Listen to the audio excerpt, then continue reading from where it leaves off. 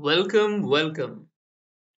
Today we are going to be taking a look at the huge plethora of pasts that we can see in Cold War Iron Curtain's South Vietnam. In our timeline, South Vietnam was stereotypically, at least if not reality, an American puppet state. It wasn't really a puppet state, but I'm saying that's what people think. And it fought a civil war with North Vietnam for many years until we all know the fall of Saigon took place and then South Vietnam was doomed.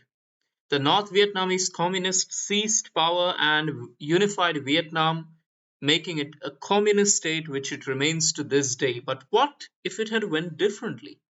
Well, fear not. Cold War Iron Curtain has a huge variety of paths for you. So, today I'm going to take you through a quick tour of all the parts with some information on the leaders. And your job, yes, I'm looking at you. Your job is to tell me which leader you like the most and which ending you want to have.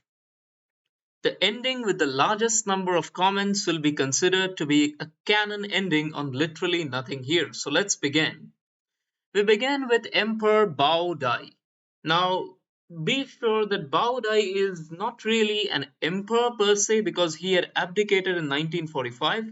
Rather, he is a head of state of Vietnam. See, after World War II, France found itself in a very weird position. French Indochina had been taken from the Japanese by Allied troops, but the Vietnamese people didn't want the French back. So basically, the former colonizers decided to set up a collaborative government under the old Emperor Bao Dai. And that is who he starts with in 1949, the start date of Cold War Iron Curtain. Bao Dai is an anti communist. He institutes hard censorship in Vietnam. He's a moderate industrialist with limited land reform policies, and he's extremely pro US and pro France. Remember that to the north in Hanoi, the Vietnamese communists are also making their moves simultaneously, but we will take a look at them at a later date. Now, what happens after Bao Dai? So in 1950, General Jean Leroy can launch a coup d'etat against Bao Dai. See, Jean Leroy led the UMDC militia. Now, he was a kind of French or Franco Vietnamese nationalist. He worked on behalf of a government led by the former Vietnamese Emperor Bao Dai. Now, in the aftermath of World War II, he wanted to restore Franco Vietnamese rule in Vietnam. Not really French colonialism, but he wanted to restore the rule of Emperor Bao Dai. So he might not remove Bao Dai outright, but he wants to restore Catholicism with a purge of the other religions. He's extremely anti communist and he seeks extensive French aid in trying to bring Vietnam into a hardline right wing state. Now, in 1955, there will be a transitional government because Jean Leroy will probably step down, and then he will be succeeded by Nguyen Van Hin. Now, Nguyen Van Hin, in our real world, he was the chief of staff of the Vietnamese National Army, and he was an oddity. Like, he served with the rank of lieutenant general in two separate armies, in France and in South Vietnam. So, he is an extremely capable military leader. And Nguyen Van Hin will pursue rapid militarization. He's extremely anti communist. He wants a military build up to fight communism. He supports industrialists, the French, and he supports war propaganda against the North Vietnamese. But in 1954, there can be a coup d'etat by the French themselves against Jean Leroy. But we will see about that later. So, what other things can happen? The second thing is that everything continues as normal in South Vietnam. Bao Dai is succeeded in 1950 by Nguyen Phan Long and Tran Quang Nguyen.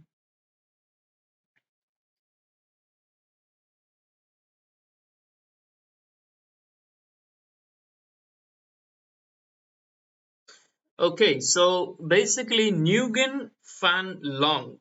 Who was he? He was a general who preached cow Daism, which Just a moment. Yes. So Nguyen Phan Long, in our timeline, he was the second Prime Minister of the state of Vietnam from 20 January 1940 to 1950 to 7 May 1950. Now, unlike the other Vietnamese right-wing generals, Nguyen Phan Long was much more pro-American than pro-French. And as a result of that, he was dismissed by Bao Dai under pressure from the French colonial authorities for his extremely nationalistic and pro-American outlooks in 1950. But if the Americans decide to play some Cold War politics and support Nguyen Phan Long, then what happens? Then he becomes the head of state and he sets up a hardline cow-diced anti-French pro-American capitalist state. Now, what is cow-daism? See, Taoism is a monotheistic syncretic religion that retains many elements from Vietnamese folk religions such as ancestor worship as well as ethical precepts from Confucianism. So that and his comrade in arms is Tran Quang Win, who is another political leader of the Cao Dai sect. But what happens after that? See, in 1954, Nguyen Phan Long steps down and sets up the real head of the Cao Dai sect as dictator of Vietnam, and that is Pham Cong Tak. Now, Pham Cong Tak is the leader of the Tây Ninh branch, the dominant branch of the Cao Dai sect. So, imagine it like this: Nguyen Phan Long is a kind of military or political, no, not military, political strongman who brought the real leader of the Cao Dai sect to power. Now, this is not exactly a theocracy, but you can say it is a semi theocracy. And basically, Pham Kong Tak will then rule until the end of the game or until he dies. Now, in our timeline, he didn't really secure power and he didn't even come close to power, and he died in 1959. I'm talking about Pham Kong Tak. But here he can be the undisputed leader of Vietnam. But anyway, if that doesn't happen, then after some time, Nguyen Phan Long and Tran Quang Vinh will step down. They will step down in favor of Tran Van Ho. So Tran Van Ho is a nationalist army guy. He eases down tension with the North. He's a moderate industrialist and he's anti-Japan and pro-West. Now, in our timeline, he served as Prime Minister of the state of Vietnam from 1950 to 1952, and he was also the Minister of Foreign Affairs from Vietnam. And yes, but if the US decides to support who, now who is not really anti-US, and once again, just similar to Nguyen Phan Long, Tran Van Hu is kind of slightly more pro-US than pro-France. And if the US decides to support him, then he can launch his own coup d'etat to become the dictator of Vietnam. And then he will lead the nation from 1952 until his death. And the Vietnam War starts with the North Vietnamese at this point. But if even that doesn't happen, if everything goes well and if Tran Van Hu just steps down, then the next in power are going to be Nguyen Van Tan and Din Xuan Huang. So these people, they are monarchists, they support Bao Dai, they support France, they are eager French collaborators. So if you have managed to get past Nguyen Phan Long and Tran Van Hu, then this is a good road from France. I won't say ending because this is far from the ending. Then he is succeeded by Bu Lok. Again, these people they were the leaders of Vietnam in our timeline. So if you follow this exactly downwards, then this is what happened in real history. This is not alternate history. After some time again, Bu Lok is succeeded by No Din Diem and his brother No Din Nu. And this is another big step towards change. Now, in 1955, Go Din Diem, who is a labor personalist and he wants to detente with the North Vietnamese. He's a moderate anti-capitalist and he is also a very staunch Catholic who his critics claim that he actually hates the majority religion of Vietnam, which is Buddhism or Confucianism. And yes, so he has some national syndicalist kind of beliefs. But in 1955, he holds a referendum to remove Bao Dai as head of state once and from all. Now, take note of this. Until this moment, Bao Dai was still the head of state. These were simply his prime ministers. But in 1955, he takes a vote. And if the vote succeeds, then No Dinh Diem becomes the president of Vietnam. And this is actually what happened in our real world.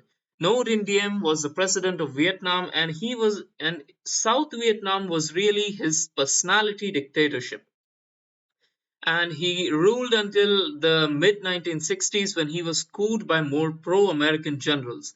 But we are getting too far ahead. Now, instead of No Dinh Diem, there can be some other candidates for taking up the presidency. The first is Lee Van Vien. Now, if you want me to describe his state in one word, it is literally a mafia state in control of a country. Yes, Lee Van Vien is an anti-communist mafia gangster who is pro-American, pro-France, and anti-communist. Now, in our real world, he was coming from a criminal background and he was in charge of the Viet Minh's Zone 7. And he was also made a general in the VNA and he joined the South Vietnamese. Now, he did try in 1955 to remove No Dinh Diem with the help of the Americans, but the Americans didn't support him. But what if they do? What if the Americans supported him and he created a mafia state? In that case, the Vietnam War will be between a communist state in the north and a mafia state in the south. The next candidate for presidency is Tran Bu Ngo. Tran Bu Ngoc wants to combine the teachings of No Dinh Diem and his brother No Dinh Nu, but he wants to moderate it. He wants moderate social reforms, a detente with the West, and he also wants a detente with the communists and the PRC. So basically, he is one of the stereotypical moderates. He wants to do everything in moderation. He's not anti communist, he's not anti capitalist, and he wants to continue moving along with North Indians' right wing leftism, if that is what we can call it, but again in a moderate way. Then we have got No Din Nu. So, what if No Din Diem was removed by his brother No Din Nu in 1955? Or maybe if No Din Diem stepped down in favor of his brother? In that case, the right wing leftism or see, this ideology is not really national syndicalist, but that is the closest that we can say they went. South Vietnam under the Nu or under the Diem brothers like Nu and Diem, it wasn't really a right wing dictatorship. It was more of their own brand of socialism different from communism. Now, Nu is a radical Nuist, let's just say.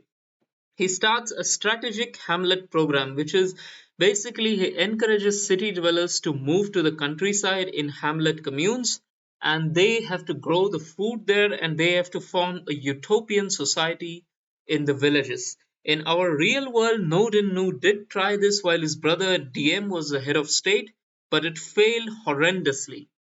But if he is in charge of the country, then who knows what Nu will do? Nu is extremely anti Soviet, anti China, and he is an anarcho communist according to Cold War Iron Curtain. The last part is the 1954 coup by the Americans. If the Americans decide to remove Diem, then Phan Huy Quat comes to power. In the real world, he was a politician who served as Prime Minister of the Republic of Vietnam for 4 months in 1965. So, in the real world, he did launch a coup against No Dinh Diem, but that was much later. He is nationalistic, he has the Dai Viet ideas, and he is anti communist, pro industrialist, pro America, anti USSR, and anti China. And he was also the Minister of Foreign Affairs of South Vietnam, Minister of Democratization of the State of Vietnam, and also Minister of Defense of the State of Vietnam at various points. So he's a very qualified man to lead South Vietnam. But now let's go back to Bao Dai. So, what if a man named Quang Day tried to coup Bao Dai in 1949? What if their coup succeeded? Now, let me give you some background about Quang Day. Quang Day was a Vietnamese revolutionary and nationalist And he also tried to liberate Vietnam from French colonial occupation by collaborating with the Japanese. Now, he didn't really go full on collaboration, but it was more like Subhash Bose. He approached the Japanese military hoping to be restored to the throne in Vietnam as Pui had been restored to the throne in Manchukuo. So he was a prince. Quang Day is a royalty. And he wanted to become the emperor of Vietnam in the 1930s. But that is not what we are discussing here. We are discussing his 1949 persona. By 1949, Quang Day had Quang Day had come out from China, and he had been influenced by the policies of tridemism. So what is tridemism? Tridemism is the three principles of the people that was issued by Dr. Sun Yat-sen in China. And what Kwang Day wants is that he wants an emperor working class collaboration. So basically, he also wants pan-Asianism, he's pro-Japan and anti-Western world. So despite Japan's defeat in World War II, Kwang Day wants to continue the Japanese idea of pan-Asian unity. And then in 1950, he feels confident enough to crown himself as Emperor Nam Hung of Vietnam. Vietnam formally becomes a monarchy. And his collaborator with this is Nguyen Rin Nhiep, who is again a tridemist pro-Japan anti-West. Now, Quang Day dies in 1952, and he can be succeeded by these four people. The first of them is Pham Kong Tak, which, as I said earlier, he is the head of the Cao Dai sect, and he is neutral. He pursues a détente with Vietnam, and he is a moderate industrialist. The second is Quang Day's collaborator Nguyen Rin Nhiep. The third is No Dinh Diem. Now, in this path, No Dinh Diem can pursue a reunification with the North Vietnamese, or he can launch the Vietnam War. And in this timeline, No Dinh Diem has been influenced by Quang Day, so he also begins to promote radical pan-Asianism and Chinese tridemism and labor personalism. So this No Dinh Diem is different from the No Dinh Diem of this timeline. In here, North Indian has been completely influenced by Emperor Nam Hung. And the fourth successor is Huang Nam Hung, who is basically, you can guess it. So he's a moderate tridemist, progressivist, pro-Japan, and neutral. He is he is the most natural successor of Emperor Nam Hung, and that is Vietnam. So these parts they are mostly until the 60s. After that, you got to fight the Vietnam War, and whoever emerges victorious from that war gets to decide the fate of Vietnam for decades to come.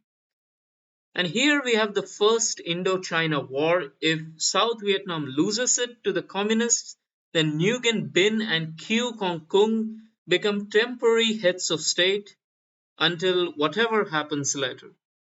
And that was South Vietnam, my friends. Please subscribe to Literally Nothing Here if you want to see more such content.